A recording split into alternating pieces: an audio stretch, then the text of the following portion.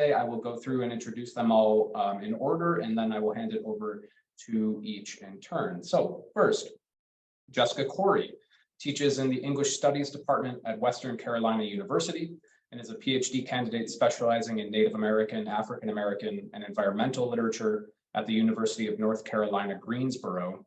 She's the editor of Mountains Piled Upon Mountains, Appalachian Nature Writing in the Anthropocene from 2019, and the co-editor with Laura Wright of Appalachian Eco-Criticism and the Paradox of Place, which is forthcoming with UGA Press in 2023. Her creative and scholarly writings have been published in the North Carolina Literary Review, North Dakota Quarterly, Northern Appalachia Review, and other fine publications. Second, Marie Balsley Taylor is an assistant professor of English at the University of North Alabama, where she teaches early American and Native American literature. She's also a research affiliate at the University of Minnesota's Center for Early Modern History. Her monograph, Indigenous Kinship, Colonial Texts, and the Contested Space of Early New England, is forthcoming this summer from the University of Massachusetts Press as part of its Native Americans of the Northeast series. Third, we'll have Angelica Waner, PhD candidate in the Department of Spanish and Portuguese at UCLA.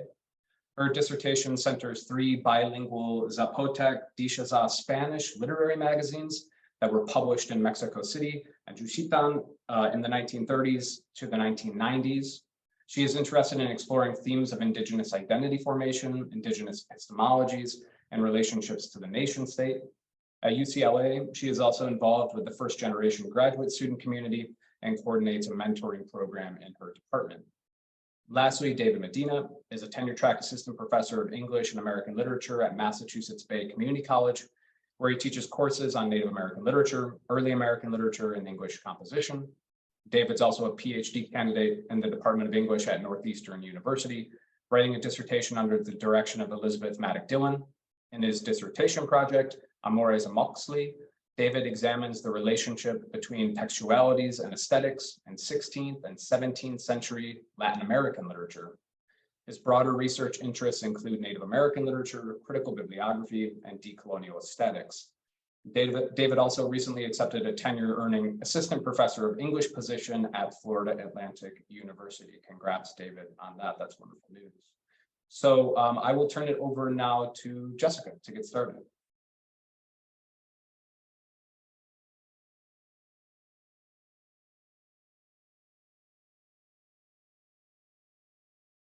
Jessica, you're muted right now. I'm asking you to unmute. Gotcha. Sorry about that. Thank you so much, Dan and Amy, for putting all of this together. And sure, it was quite challenging. And just a big thank you to our amazing presenters so far today. Everybody's been fantastic. So I'm going to be, first I want to put a link in the chat so you can see the collection that I'm going to be talking about today, which is called The Envious Lobster. And then we'll go ahead and get started. So talking about today, reading the archive for early Indigenous children's literature, particularly children's environmental literature. And this project sort of came about. I was in a course for my PhD. It was a course on environmental literature. And we were tasked to create a collection of American children's nature writing. So the professor for the course, Dr. Karen Kilcup, is a 19th century largely environmentalist with a huge interest in children's writing. And we were to kind of go through archival material, you know, sort of physical if we had access to it, digital if we didn't, and create pages in this digital collection that were meant for a broad audience, you know, and included lots of context, teaching materials, things of that nature.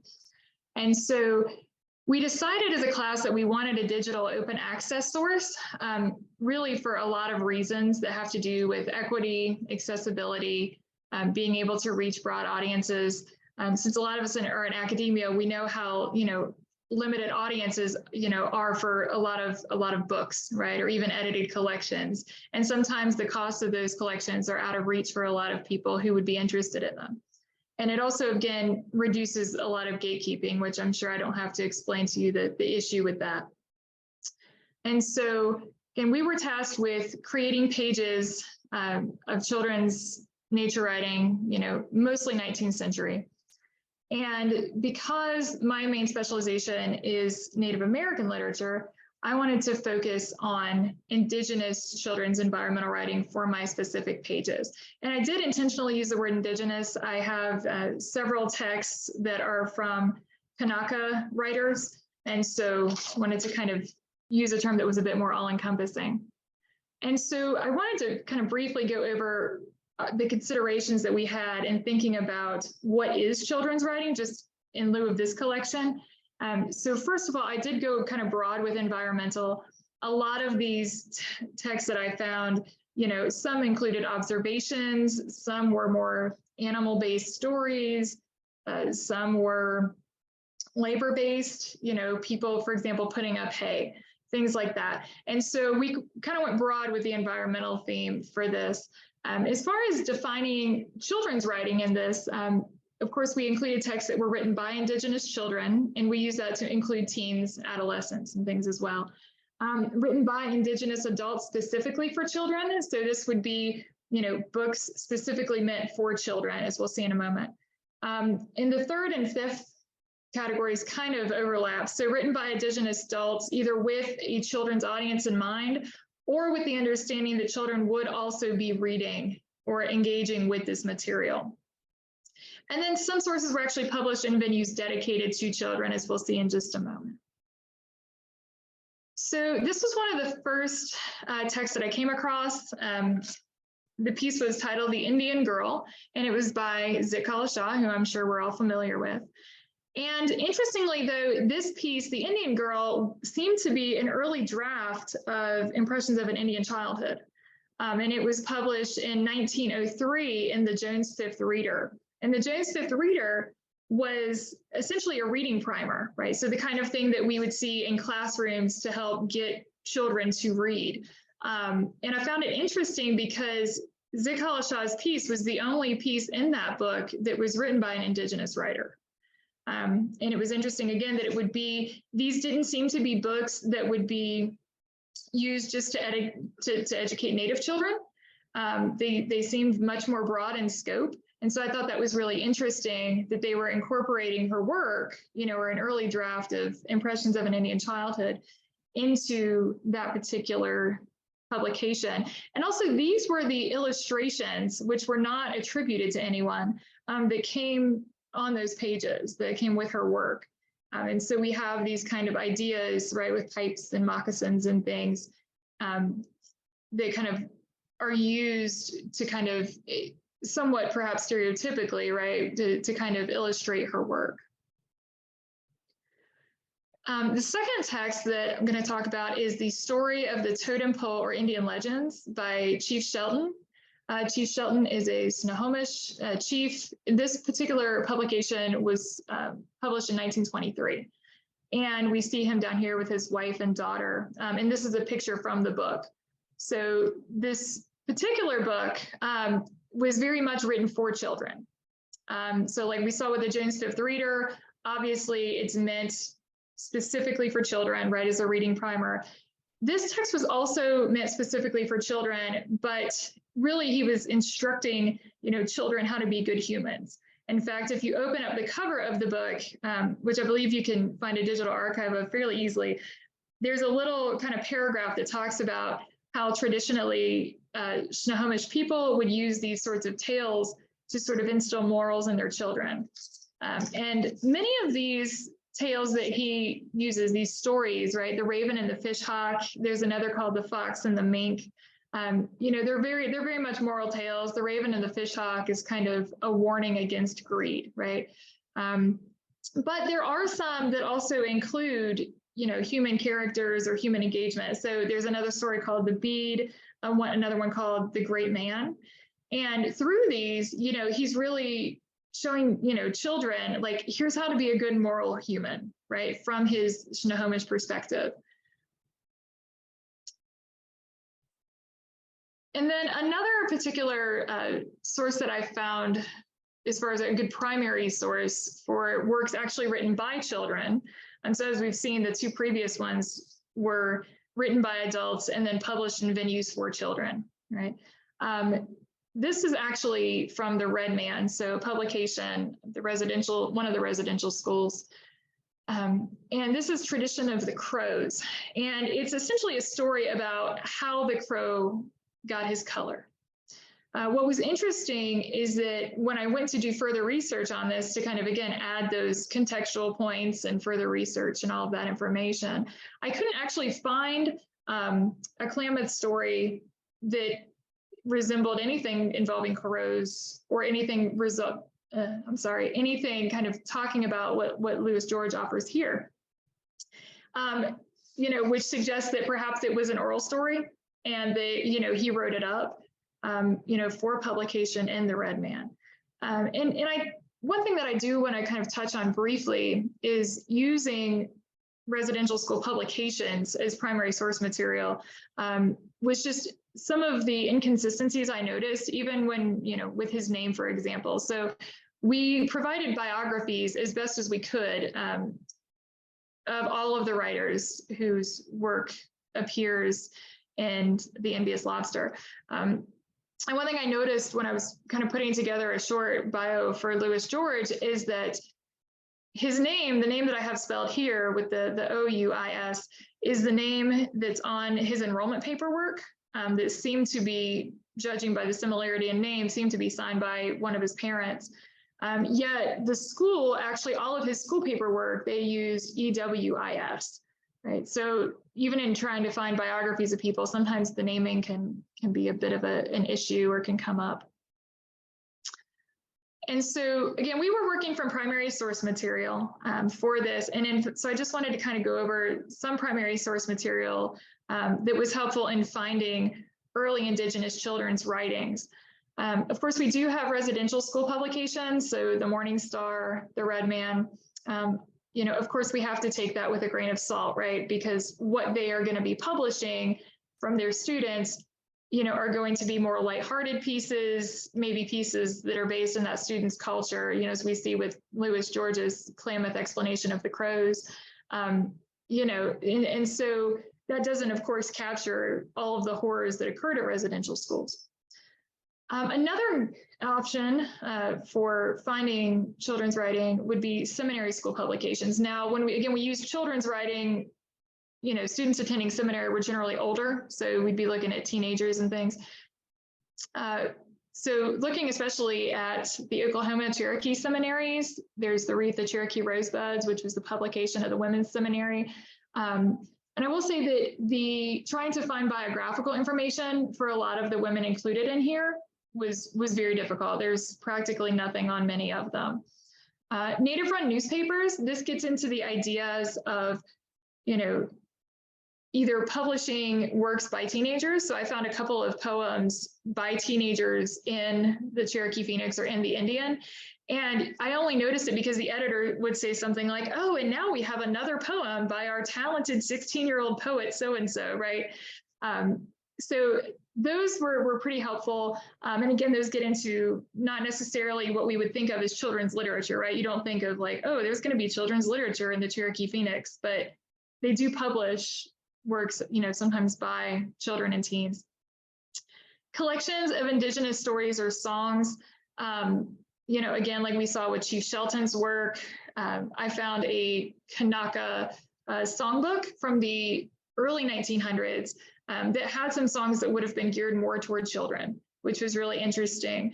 Other things that I found included like a book of Hawaiian folk tales. And while the editor of that was not Kanaka, they did have a lot of Kanaka contributors. So like Joseph Poe, for example, contributed several really interesting stories to that collection.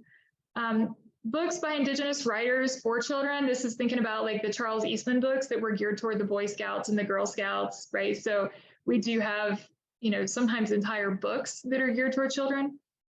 And then also local magazines. So thinking about, especially ones that were edited by Ida Edelman Reed, we have like Sturms, Oklahoma, Twin Territories, St. Nicholas, those kinds of things, because they often had sections entirely geared for children as well. And then again, thinking about reading primers. So, we don't necessarily think of like reading primers as being very diverse texts, especially in the early 1900s and late 1800s. But again, the Jones Fifth Reader was including Zikala Shah's early works, again in 1903. And so just some information if anybody else wants to go down here. And thinking too about kind of the evolution, right, of Indigenous book history, we're seeing these works or texts that we found in these works now kind of being digitized in the Envious Lobsters so that they can, kind of perhaps be more easily found to researchers, readers, scholars, and so forth. And there's just my information in case anyone would like to talk more about that. So thank you all so much. Thank you, Jessica. That was wonderful. We are turning now to Marie. All right, thank you. Let me share my screen. And let me do my slideshow. Wait a minute. Okay, so I am very happy to be here, and I really thank the organizers, and I've enjoyed these talks very much so far. My text is a little bit earlier, so I am looking at a early modern text, one written kind of in the late 1600s, one in the 1700s, and hopefully maybe David will bring us earlier text as well. But what I want to look at is two scientific treatises. So today is kind of a case study. I'm going to walk you through two early modern scientific treatises in order to illustrate another means by which we might measure or recognize Indigenous authorship. My paper also asks how we might recognize Indigenous science and Indigenous kinship as authorial methods, producing a particular type of text. And the texts that we're looking at today also help us to think about how non-human objects, in this case, the corn plant, might themselves serve as another agent of authorship. As Dakota scholar Sam Major reminds us, Indigenous people have a different relationship with objects, a quote, sense of kinship that confers mutual responsibility between human and non-human beings from the beginning. So by looking at these two early scientific treatises, we can see some of the ways in which Indigenous knowledge and Indigenous objects transformed a relational context, which in turn transformed a genre of writing. So the first text I want to look at is Jean Girard's Of Turkey Corn. So this is an entry in his 1633 edition of the Herbal, or the General History of Plants. And the second text is John Winthrop Jr.'s 1662 treatise, and it's Of Indian Corn. Both treatises were written in the same space, Greater London. Both were written for similar audiences, an educated English readership. Both describe the author's encounter with the same plant, the maize plant or the corn plant. Both are organized using similar categories of description. They start with the properties of the plant, its history, its application, its usage. Yet despite these similarities, these two authors interpret corn and its value in vastly different ways. For Girard, corn is hard of digestion and yieldeth to the body little or no nourishment. He claims it is, quote, a more convenient food for swine than for men. And by contrast, Winthrop Jr. waxes poetically about the beautiful, noble ear of corn, which not only serves as good nourishment, but also has medicinal properties. It can cure, quote, the stone and serve as a good means against the scurvy. What is it that explains their differing interpretations of the same plant? The answer I found lies in looking at the two men's relationship with the plant, the context, the instructors, the ways in which they encountered this plant. Girard had limited experience with corn, and he seems to have made his observation after planting corn kernels in his garden at Holborn. And the kernels, it seems, as far as I can tell, were brought back from Thomas Harriot's 1585-86 expedition to Roanoke Island. On the other hand, Winthrop primarily learned about corn from the Mashantucket Pequot community. For several years, Winthrop worked alongside of the Pequot leader, Robin Cassis Cinnamon, to build a settler community at Nameg, later renamed New London. And during their first winter, Winthrop and the settlers lived in Pequot houses, learned from Pequot scientists how, when, and where to plant their fields, and were entirely dependent on the Pequot community for survival. And the sustained, deliberate teachings of the Pequot community changed Winthrop Jr.'s relationship to corn. Though he had read about the properties of maize before he arrived in the colonies, it was Casa Cinnamon and the Pequot scientists, many of whom were most likely female Pequot planters, who brought Winthrop Jr. into a network of relations that governed the region, taught him how to relate to the corn plant, and as a result of this process, he learned how to access the corn plant in ways that opened up the nutritional properties of the plant itself. And just a quick note, in learning about corn and coming into relationship with the community, Winthrop Jr. was changed by his understanding of the plant, and his writing was changed, but he still remained focused on his community first and foremost. He is still intent on using this knowledge to advance the English community and promote kind of the colonial project. So I want to turn to the text here. So here's Gerard's entry of turkey corn. And of his entry, Gerard first details the kinds of plants that they are there, provides a description of the corn, a general location where it's grown, as well as the temperature and virtues of the plant. But it's interesting, for Gerard, the plant is grown in an imaginary space. He describes it as grown out of America and the island adjoining, out of Florida and Virginia, or Norumbega. And at the time, the term Norumbega talks to an imaginary utopic city that settlers fantasize would be the perfect place to create a new and better English society. So taken out of a relational and communal context, Gerard sees the seeds essentially as like magic beans. And when he plants them in his garden in England, he's disappointed with the results. As he writes, the plant, quote, doth nourish far less than either wheat, rye, barley, or oats. It produces dry, hard bread, which bindeth the belly.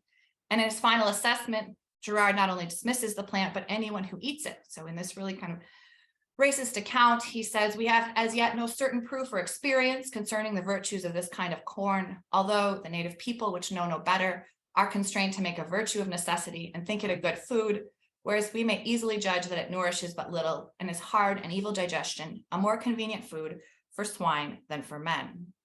So taken out of its relational context, the plant that grows in Gerard's English garden is useless to him, and as a result, he dismisses all of those who rely on it for food. This text is important. Gerard's text had staying power, and his description of the corn subsequently served as a guide for many of the wealthy settlers who came to northeastern North America.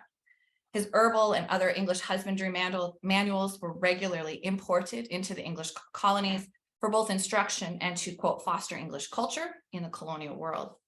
And when Winthrop Jr. arrives, he likely had a copy of the herbal, and he refers back to it in his text when he writes about corn.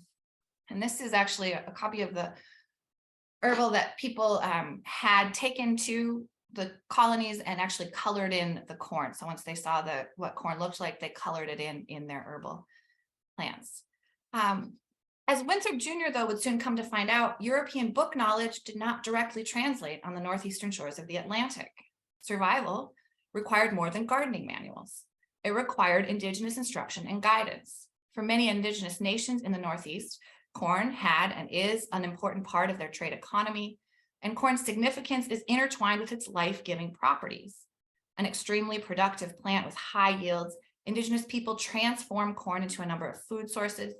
Corn also helped determine the yearly rhythms and ceremonies of the Indigenous Northeast communities, marked communal territories, and cemented treaties. It was used to maintain relationships as it was passed along networks of exchange and diplomacy, offered as a gift to leaders, buried with the dead, and used as tribute after warfare. Corn sustained life and brought communities together. And after hundreds of years of cultivation, Indigenous farmers engineered the corn plant to most effectively sustain human life. The seeds of corn packed together in a single husk make it an incredibly efficient source of nourishment. As citizen Potawatomi scientist Robin Wall-Kimmerer explains, the property of maize also make it an inherently relational crop. The crop's husk necessitates the need for human cultivation, as the plant cannot distribute its seeds apart from humans. As Kimmerer writes, quote, using Indigenous science, the human and the plant are linked as co-creators. Humans are midwives to this creation, not masters. The plant innovates and the people nurture and direct that creativity. They are joined in a covenant of reciprocity, of mutual flourishing. And Winthrop's scientific treatise reflects that he has been taught a new way of relating to this plant. We might today say that he has learned some of the principles of what Kimmerer calls traditional ecological knowledge. As Winthrop writes, whereas Gerard had written about corn in those times, quote, before it was so well known, Winthrop now, through much experience, has determined that the plant is wholesome and pleasant of food, of which a great variety may be made of it. His experience, Indigenous instruction, is first evidenced through naming. As he writes in his opening line, the corn, which was used in New England before the English inhabited any of these parts, is called by the natives there Wiachin. In referring to the plant as Wiachin by the Pequot Mohegan name, Winthrop signifies a different set of relations. No longer a magic bean, the treatise now acknowledges the plant as a gift from the creator. After Winthrop provides a new name for the plant, he also describes new methods of planting, a new method of care, the Three Sisters method. In the spring, the English settlers watched as the Name Pequot women planted their fields around the river, a practice that still continues. And among other techniques, the Indigenous planters taught the settlers to hill the corn, which Winthrop describes in his 1662 treatise as, quote, marking a little hill like hop hills in order to protect the growing stalks. The small hills protect the seeds, but also reinforce the life-giving properties of the corn. As Wampanoag scholar Darius Coombs explains, the mounds into which the seeds were placed echoed the pregnant belly before birth, as both bring forth life. The Pequot women also planted beans and squash using Three Sisters methods, in which all three plants support one another's growth and also produce a greater yield. As Winthrop describes this method, quote, at every hill of corn, the Pequot will plant a kind of bean with the corn. They are like those here called French beans or turkey beans.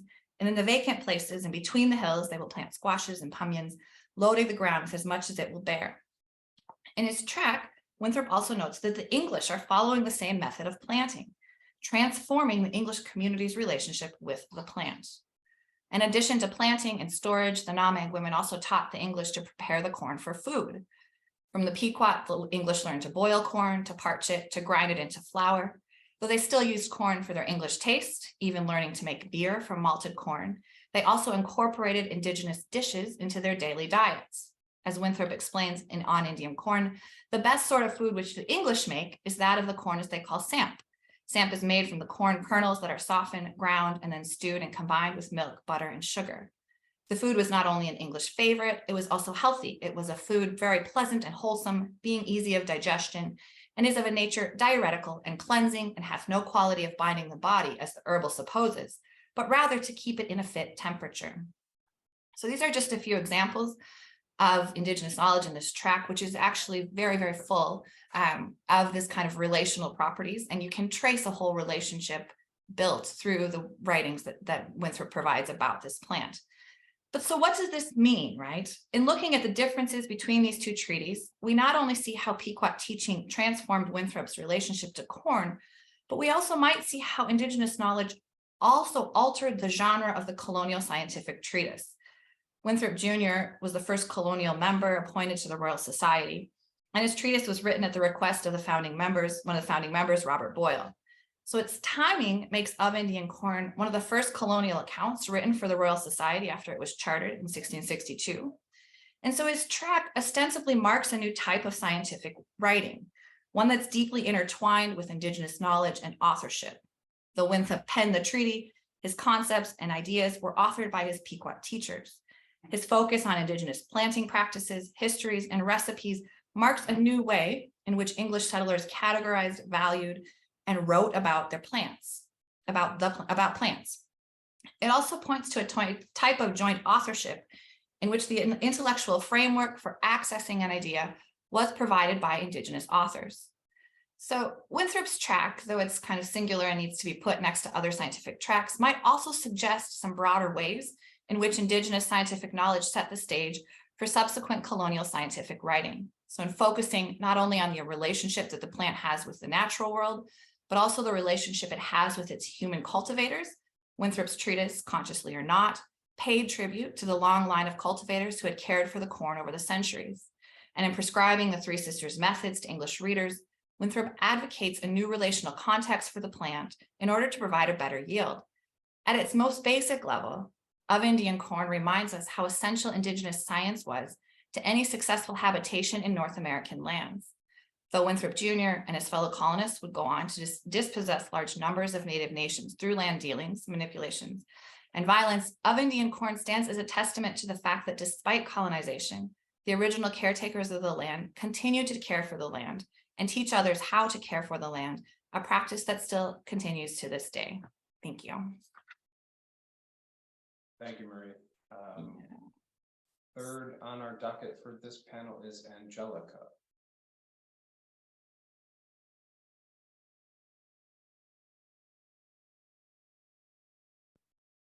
Hi, let me just share my screen.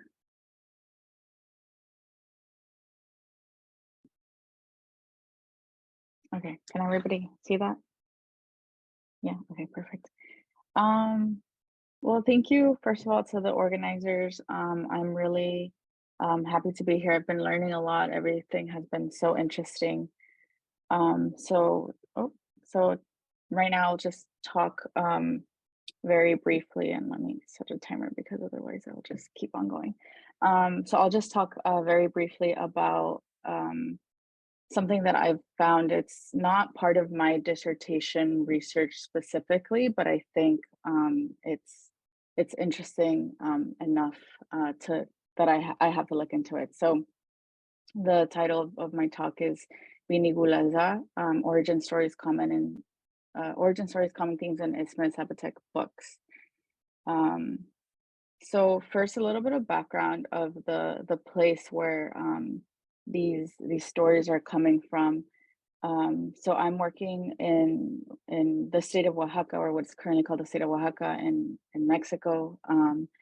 And the sort of background or context that I think is important to know is the way that racialization, right, occurred differently in Mexico than it did here in the US.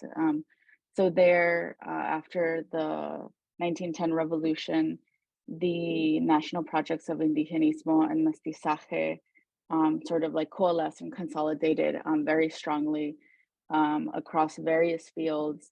So these two projects sort of paradoxically made it so that people could claim this like glorious indigenous past and like all Mexican citizens, right? But while the indigenous like person or figure was exalted, specifically like the Aztec Empire, other indigenous groups of the time were invisibilized. So and stereotyped, and this changes throughout time, but it was in this post-revolutionary period where it sort of really came together, and you could see it in anthropology and education, and sort of scientific studies. So in the midst of these projects, Juchitán has a sort of a reputation or a history of resistance. And during this time as well, there were some wealthy students who were going to Mexico City to study. And the start of those students going basically like created this line of students being sent to study in Mexico City. So literary production there began fairly early, considering that a lot of scholars sort of say that there was a boom in indigenous literatures in Mexico in the 80s and 90s. Like with the rise of the Zapatistas, but in Juchitán, and specifically for like Juchiteco literature, this history I think is much longer. At least I've been able to trace it to the early 1900s, late 1800s, and there's a group of scholars or intellectuals who create this magazine, and those magazines are the ones that are the focus of my dissertation. But when they create this magazine, they create this society, they create an academy to begin creating an official Isthmus Zapotec alphabet. They publish these newspapers and magazines, and so there's a very long literary history there.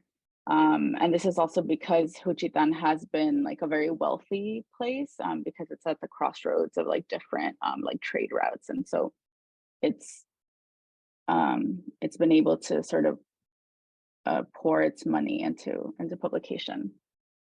So these stories that I'm going to be very briefly touching upon it's an origin story of the Binigula'sa. Bini means people, Gula means ancient or very old, and then Za. And this is the way that it's spelled. So I'm using the spelling according to each author. Now that the spelling is different, but Za means cloud, because they are the cloud people. So this origin story appears 4 times in the newspaper that I'm looking at, and that's why I noticed it, because I thought, I mean, I was reading 20 numbers, right, pages and pages, and so I'm taking notes, and when I was reading, I was like, did I not see this already? Like, am I losing it? But no, it actually appears 4 times by 4 different authors. And it basically explains how the Binigula'sa were actually, so there's different, I guess, variations. They were birds, large, colorful, beautiful birds that fell to the sky and, you know, like converted into humans, or the Binigula'sa, the ancient Zapotecos. Another variation says that they were actually large trees. Another one is that they sprang up from the roots of trees. But in all these stories, there's also this story of conquest and the way that they migrated to avoid or to basically run from the conquistadores, right? And so they retell the story of conquest from their own point of view. So I thought that was really interesting as well. And then I'll be going through 4 different authors who publish books that include or focus specifically on this story of the Binigula'sa. So this first author, Anastrosa, publishes Los Hombres que Dispersó la Danza, or The Men That Dance Dispersed, in 1929. And in a lot of the literature that I've read, this is seen as astounding, because the story goes that he publishes it 5 years after he learns to speak Spanish, and this book is in Spanish. So there's sort of this like amazing air, like quality about him, sort of being this, you know, very young, I think he was in his early 20s, sort of like author, intellectual. And he's supported by Antonieta Rivas Mercado, who is this important figure in like the cultural literary landscape in Mexico, in post-revolutionary Mexico. There's rumors that he was Vasconcelos's, I don't know, in relationship with him. And then this book is inspired, or Anastrosa himself says that he was inspired by reading Kipling's The Jungle Book, that in The Jungle Book, he reads these stories that are about these amazing animals, and that it reminds him of the stories that he heard growing up in Juchitán, that are also about sort of the landscape, the animals. But the first story, the story that opens up this book, is that story of the Binigula'sa, that I've mentioned before. So this book is published in 1929. And then some years later, Gabriel Lopez, who is a contemporary of Andres Anastrosa and also a central figure. So these are both central figures for the magazines that I'm actually looking at in my dissertation. He publishes this book that is actually titled Binigula'sa. As you can see, it's a different spelling. This was before that like official alphabet was sort of accepted. And then this is also very similar to Anastrosa's. It's a collection of like oral stories from Juchitán. It also opens with the Binigula'sa. It also includes that like sort of story of the conquest and the way that like the Zapotecos had to migrate and settle in what is now Juchitán. It's written in Spanish as well. And it's been compared by some to the Popol Vuh. So obviously the Popol Vuh is like really, really important. And so I think this book has also garnered, at least with like the people from Juchitán, the you know, sort of literary world in Juchitán, it's considered really important. Then we jump back a few years later, and this book is published by Macario Matias, who is a creator of the second literary magazine that I'm looking at.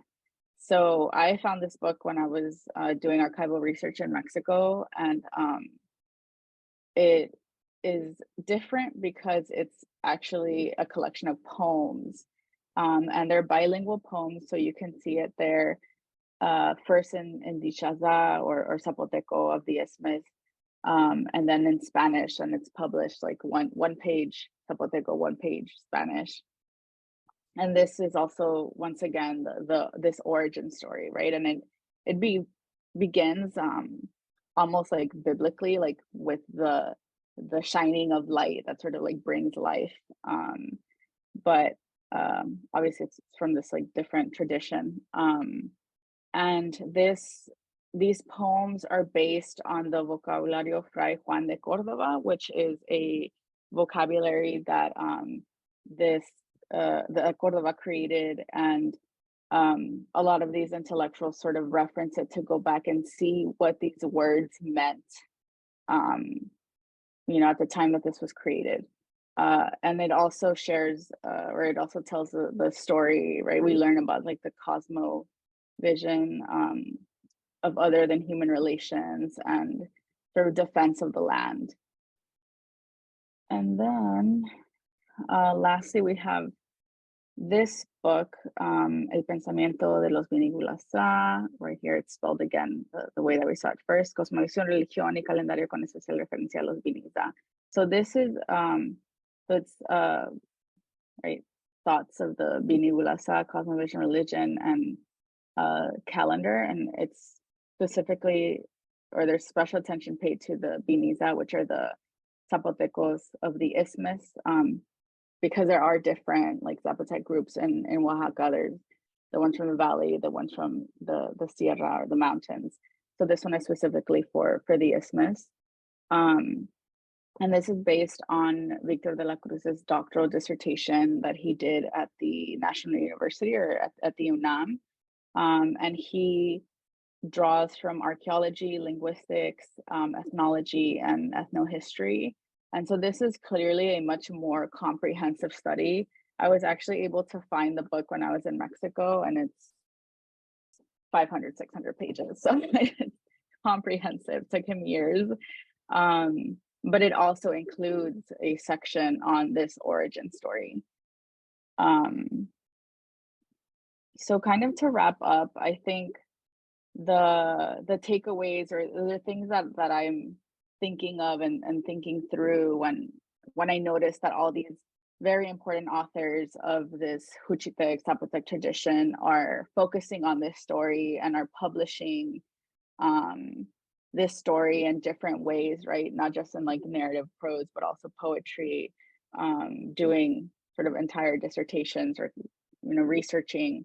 I think what I was thinking through was sort of the way that they're sharing their way of seeing the world. And it gives us insight into the connections that they have with certain animals that are commonly found, or were commonly found in that area. So certain birds, certain trees, otters, nutrias that were found in a river before, it's been sort of heavily polluted. And they're also, I think, laying a claim, or like staking a claim to the place where they're from, and what is currently called Mexico. And they're tracing their history back to one that starts before the nation state, right? So I think there's all these like official histories, especially after the revolution. Mexico was, coming together, consolidating as a nation, and by them publishing these stories, that might seem apolitical, because in some of the first magazines they say, we don't want anything to do with politics, but really they are sort of giving readers insight into them being there, and them still being there, and sort of pushing back against the generalizing notions of the state that sort of imagine this like indigena, right? Sort of just indigenous people, but they're saying very explicitly, we're Zapotec, we're Juchitec, and then, right, calling themselves by the name that they give themselves, Biniza. And then I think there's also this interesting component of, I think commonly or stereotypically, there's this idea that like indigenous literatures, it's sort of only oral, and the written is like something new that's, very recent, in Mexico, sort of traced back to 80s, 90s. But here we're seeing that that's like that binary doesn't hold up. and that they're using the tools that they think will benefit themselves for what they want to do. So even though these stories are still being shared within the community, they're writing them down to share them sort of to a wider community and to preserve them. And something that sort of goes along with that is this sort of ambiguity between authorship, right? Like, what do we do when these stories that like belong to the community are being written down, and then there's accusations of plagiarism? Like, does that still hold? Can we think about plagiarism the same way once these stories that people, right, the authors themselves say, it's not my story, it belongs to the community, this is only the way that I'm going to tell it? So there's something there too, because there is sort of a plagiarism scandal in the 30s between some of these authors that I'm talking about. So there's something there that I think I need to explore further. But yeah, I think that is all I have. Thank you for listening, and then I'm looking forward to questions and talking about this. And here's my email as well if anybody is really interested in this topic.